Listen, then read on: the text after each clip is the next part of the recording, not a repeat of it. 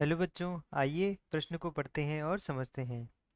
एक vector A x अक्ष से 20 डिग्री का कोण बनाता है और उसी ओर घूमते हुए दूसरा वेक्टर बी एक्स अक्ष से 110 डिग्री का कोण बनाता है।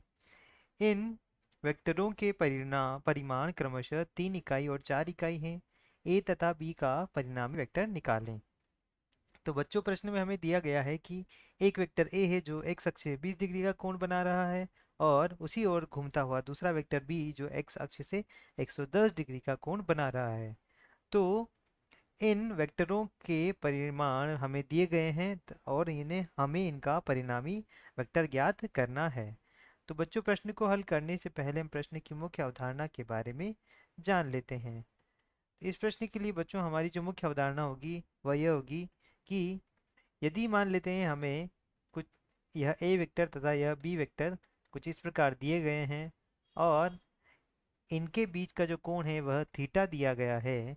तो यहाँ पर यदि हम इनका परिणामी वेक्टर ज्ञात करना चाहें, परिणामी वेक्टर उसे यदि हम आर लिखते हैं, आर वेक्टर, तो आर का जो मान हो जाएगा बच्चों वह कितना हो जाएगा।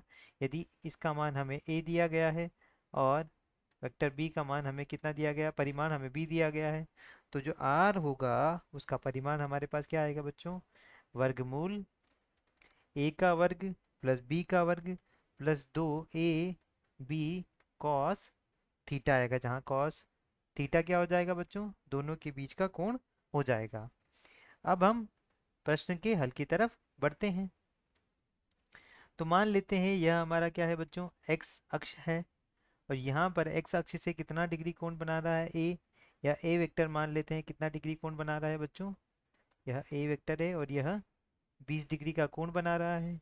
यहाँ से एक और वेक्टर है जो इसी दिशा में घूमते हुए कितना कोण बना रहा है, इसे यह बी वेक्टर है और इससे 110 डिग्री का कोण बना रहा है। अब हमें इनका परिणामी वेक्टर ज्ञात करना है, साथ ही हमें इसका जो परिमाण है वह 3 इकाई और बी का परिमाण हमें 4 इकाई दिया गया है। तो यहाँ पर यदि हम देखें तो हमें इन दोनों को कुछ इस प्रकार यहाँ पर व्यवस्थित करना होगा। तो यह ए वेक्टर है, जो यह एक्स अक्ष है, यह एक्स अक्ष है, यह क्या है बच्चों, यह ए वेक्टर है जो इससे 20 डिग्री का कोण बना रहा है और इस बी वेक्टर को हम इस सिरे पर जोड़ देते हैं यहाँ पर। यह क्या है बच्चों, बी वेक्टर है जो यहाँ से कितना डिग्री कोण बना रहा है बच्चों, 110 डिग्री कोण बना रहा है। तो ए तथा बी के बीच का कोण कितना हो जाएगा, 110 माइनस 20 यानी कितना हो जाएगा बच्चों, 90 डिग्री हो जाएगा। तो यह थीटा का मान कितना हो गया बच्चों, 90 डिग्री हो गया। अब हम इस स्थिति को कुछ इस प्रकार लिख सकते हैं, यह वेक्टर ए तथा वेक्टर बी हो जाएगा, इनका परिणामी वेक्टर कुछ इस प्रकार आएगा यहाँ पर।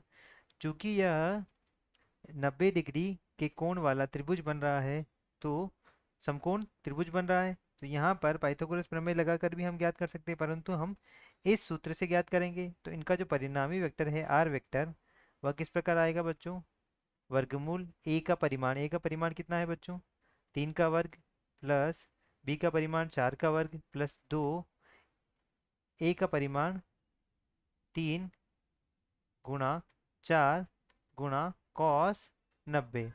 हम जानते हैं बच्चों कॉस 90 का मान कितना होता है, शून्य होता है, तो यह जो मात्रा है वह शून्य हो जाएगी। तो इनका जो परिणामी वेक्टर आएगा बच्चों, परिणामी वेक्टर वह क्या आ जाएगा बच्चों, आर वेक्टर बराबर वर्गमूल 3 का वर्ग 9 होता है और इसका वर्ग कितना होता है बच्चों, 16 होता है। तो यह 25 हो जाएगा और कितना आ जाएगा बच्चों, यह 5 आ जाएगा। तो इन दोनों का परिणामी वेक्टर कितना आ जाएगा बच्चों, 5। यही हमारे प्रश्न का उत्तर है। आशा करता हूँ आपको समझ आया होगा। धन्यवाद।